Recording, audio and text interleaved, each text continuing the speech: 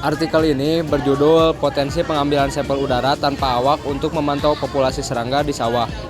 Penelitian ini dilakukan oleh Hong Geun Kim, Jong Soo Park, dan Do Hyung Lee, serta dipublikasikan dalam jurnal Florida Entomologist.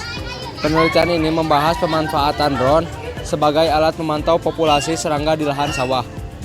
Tujuan penelitian ini adalah untuk mengetahui potensi penggunaan drone sebagai metode pengambilan sampel serangga di sawah. Penggunaan drone diharapkan dapat menjadi alternatif yang lebih cepat, efisien, dan akurat dibandingkan metode pemantauan serangga secara konvensional. Perkembangan teknologi drone telah dimanfaatkan dalam berbagai bidang pertanian seperti mendeteksi gulma, memantau hama, dan membantu pengendalian hayati. Di Korea Selatan, penggunaan drone untuk pengambilan sampel serangga masih terbatas.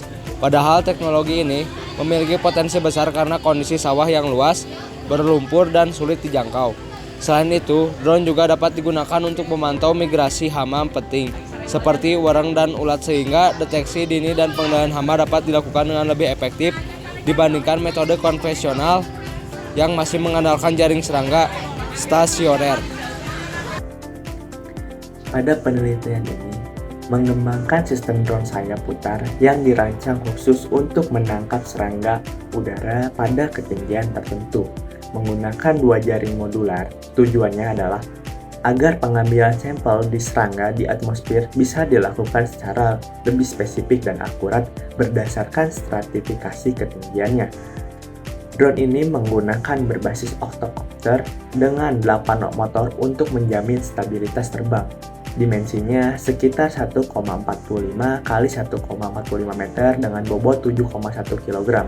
Penelitian ini memilih serat karbon sebagai material utama agar strukturnya tetap ringan, namun tangguh menahan beban jaring dan angin. Untuk menjaga validitas sampel, penelitian ini merancang mekanisme jaringan yang dinamis. Saat take-off, jaring menghadap ke bawah dalam kondisi tertutup agar tidak ada serangga atau penyusup dari ketinggian rendah. Begitupun drone mencapai ketinggian target, jaring akan berputar menghadap arah angin untuk mulai menyaring serangga selama 5 menit. Setelah selesai, jaring otomatis menutup kembali sebelum drone turun. Penelitian ini menguji sistem melalui 21 kali penerbangan di area persawahan Korea Selatan dari bulan Juni hingga Agustus 2017 dengan 4 variasi ketinggian 5 sampai dengan 100 meter. Hasilnya, penelitian ini menemukan bahwa densitas serangga tertinggi berada di ketinggian rendah yaitu 5 meter. Tangkapan terbesar terjadi pada 30 Agustus dengan total 222 individu, mayoritas diisi oleh Orthoptera sebanyak 205 individu. Namun yang menarik perhatian, penelitian ini adalah ditemukannya Orthohemiptera dan famili Aphelidae dan Delphinidae yang kita ketahui merupakan hama utama pada tanaman padi. Di sisi lain, penelitian ini juga mendeteksi adanya serangga menguntungkan seperti Hymenoptera yang berfungsi sebagai parasitoid alami, serta Coleoptera yang bertindak sebagai predator. Jadi, pada kesimpulan kali ini, peneliti telah berhasil menggunakan drone sebagai alat untuk penangkapan serangga di udara, yaitu drone digunakan untuk menangkap beberapa sampling serangga yang ada di udara.